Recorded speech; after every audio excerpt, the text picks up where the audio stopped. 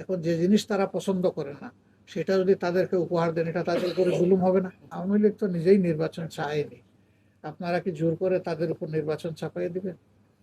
তারা যদি নির্বাচন চাইতোই তাহলে 3টা নির্বাচন করার সুযোগ তারা পেয়েছিলেন, হাতছাড়া করলেন কেন? তারা তো নির্বাচনে বিশ্বাসী, কথা প্রমাণ করতে পারেননি।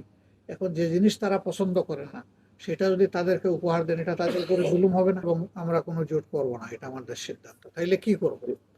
আমরা নির্বাচনী সমঝোতা করব। আমরা যে কথাটা বলেছি যে প্রত্যেকটি জায়গায় একটা বাক্স হবে, সেই নীতিতেই আমরা আগাচ্ছি। এবং শুধু ইসলামী দল না, এখানে ইসলামী দলের পাশাপাশি দেশপ্রেমিক প্রতিশ্রুতিশীল আরও যারা আছেন তারাও ইতিমধ্যে সংযুক্ত হচ্ছেন এবং আরও আপনারা দেখতে পাবেন সংযুক্ত হবে ইনশাল্লাহ। আমরা সবাইকে নিয়েই দেশ করতে চাই। আমাদের অবস্থান হচ্ছে যে গণভোট আগে না হলে কিসের ভিত্তিতে সাধারণ নির্বাচনটা হবে? এই জন্য আমরা চাই গণভোটও আগে হোক এবং সনদ যেটা এটা তার আইনি বাস্তবতা খুঁজে পাক। আমাদের বার্তা তো বেশি ভেরি ক্লিয়ার যে এত ত্যাগ এবং কুরবানির পরে যে একটা পরিবর্তন এসেছে। গত 3টা নির্বাচন মানুষ মোটেই ভোট দিতে পারেনি। এখন আমরা যে বার্তাগুলো মূলত দিতে চাই এটি হলো যে কেন এই পরিবর্তনটা এসেছে। এই পরিবর্তনটা এসেছে দেশে সুশাসন কায়েম হয়নি, বরঞ্চ দুঃশাসন কায়েম হয়েছিল। এই দুঃশাসনের প্রতিবাদেই জনগণ রাস্তায় নেমেছিল। এই দুঃশাসনের যতগুলা কার্যকরণ আছে সবগুলা দূর হওয়া উচিত। এর মাঝে সবচেয়ে বড় কারণ হলো দুর্নীতি।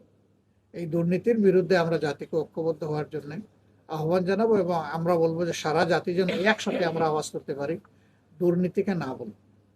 কোনো অবস্থায় আমি নিজে দুর্নীতি করব না এবং কাউকে করতে দেবো, তাহলেই আমাদের দেশটা ইনশাল্লাহ সুন্দর হয়ে যাবে। নাম্বার 1। নাম্বার 2 হচ্ছে আমাদের ইয়াং জেনারেশন, এখন এই আপনাদেরই, আপনারা তো ভোটই দিতে পারেন। আমরা না হয় জীবনে 2-4 বার ভোট দিয়েছি, আপনারা তো দিতেই পারেন। এই যে ভোটটা আমি দিতেই পারলাম না, আগামী নির্বাচনে প্রত্যেকটা ব্যক্তি যে সত্যিকারের ভোটার সে যেন তার ভোট নিজে দিতে পারে এবং ভোট দেওয়ার পরে ভোটের প্রতিফলনটা যেন সে দেখতে পারে। এখানে যেন অতীতের নোংরা রাজনীতির পুনরাবৃত্তি না হয় সেই ব্যাপারে আমাদের সবাইকেই সজাগ থাকতে হবে। বিশেষ করে মিডিয়ার চোখ দারুণভাবে খোলা রাখতে হবে এবং কেউ যেন এই মিডিয়ার চোখ এসকেপ করতে না পারে। আরএফএল অডিটর, বাঁকা হয় না, ফাঁকা হয় না, আর ভাঙা এক কথায় অসম্ভব। সেই ব্যাপারে আমরা আশা করব যে আমরা প্রস্তাব দিয়েছি নির্বাচন কমিশন এবং সরকার 2 জায়গায়। আমরা আশা করি যে কাঙ্ক্ষিত পরিবর্তন আসবে। অতীতে যারা এগুলা করেছেন তারা কেউ অতি উৎসাহী হয়ে করেছে, আবার কেউ অতি উৎসাহীদের সাথে তাল মিলাইতে গিয়ে করেছেন। কিন্তু জনগণ যখন জেগে উঠে তখন আর কারো তাল জায়গায় থাকে না, তখন সবাই বেতাল হয়ে পড়ে। তখন জনগণের ইচ্ছারই প্রতিফলন, ওনাদের যে ইচ্ছা সেই ইচ্ছার আর প্রতিফলন হয় না। আমরা এবার আশা করি আমাদের ভোটাররা 15 বৎসরের ক্ষুধার্ত, এই ক্ষুধার্ত বাঘের সামনে কেউ দাঁড়াইয়া পার পাবেন না, ইনশাল্লাহ পাবেন ইনশাল্লাহ। আমি অতিরিক্ত মানে ইতিমধ্যে বলেছি, আরো বলবো। আপনারা কোনো কারণে পরিবর্তন হতে পারে নাকি এটাই চূড়ান্ত? না না, অনেক পরিবর্তন হবে, কারণ আমরা তো সবাইকে নিয়ে চলতে চাচ্ছি।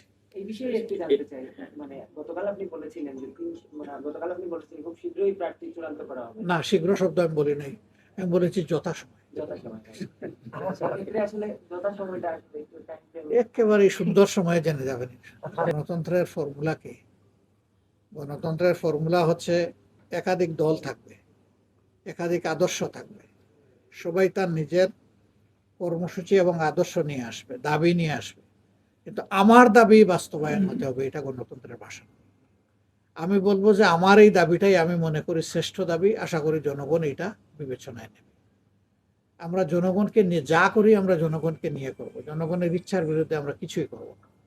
জনগণ যদি আমাদের এই পিআরের দাবিকে সমর্থন করে এবং মনে করে যে দেশে সুস্থ রাজনীতির জন্য ফেসিবাদ ভবিষ্যতে আবার বারবার ফিরে না আসুক, তার জন্যে এই পিআরটা উপযুক্ত হবে, যেটা দেশের বিশ্বের 91টা দেশে প্র্যাকটিস হয়ে থাকে।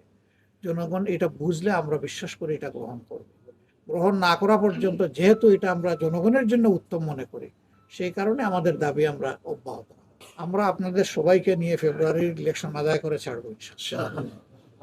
এটা দেরি হলেই বিভিন্ন ধরনের আশঙ্কা এবং বিভিন্ন ধরনের বিশৃঙ্খলা দেখা দেওয়ার পটেনশিয়াল থ্রেট আছে।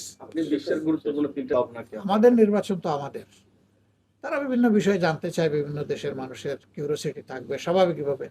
আমরা তো বলি গ্লোবাল ভিলেজ, তো গ্লোবাল ভিলেজ হলে আমরা সবাই গ্লোবাল সিটিজেন, সেই হিসাবে একে অন্যের সম্পর্কে জানার আগ্রহ থাকবে, কারো কোনো পরামর্শ থাকলে সেটা দিবে, সেইভাবেই আমরা